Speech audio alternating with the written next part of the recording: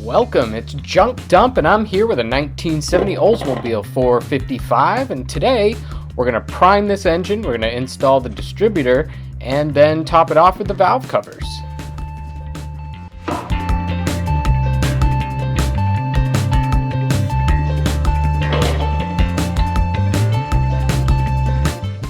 So we'll start by installing the oil pump shaft. Now if yours came with a collar, you want that collar facing down closest to the oil pump itself. And when I do that, I usually use a magnet to help hold it in place until I get it into the shaft and keyed properly. Next, grab a 1/4 inch extension, I think it's a 5/16 socket, and install that into your drill. And for an Oldsmobile engine, you're going to drive that in reverse. Now you want to continue priming the engine until the oil reaches the rockers.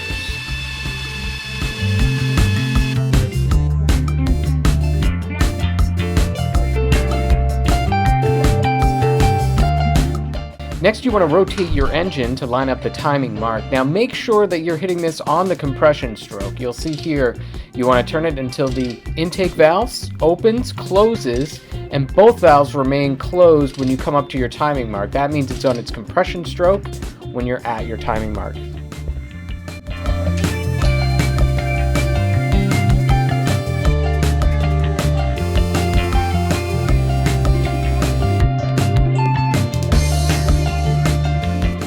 And when installing the distributor, notice that because you have helical cut gears, they're not straight gears on your distributor and also on your camshaft, that the rotor is actually going to turn a bit as you're installing it. So keep that in mind when you're trying to line up cylinder number 1.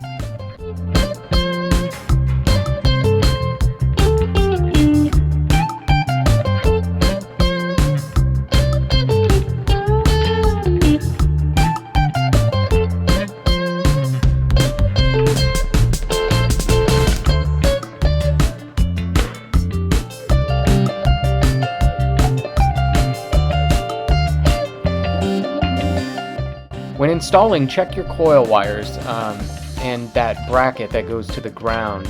Note that the one, as you're looking at it here on the far left, that's the coil negative, the far right is the coil positive. In the center one you want to ground out. I usually ground that wire out to the intake.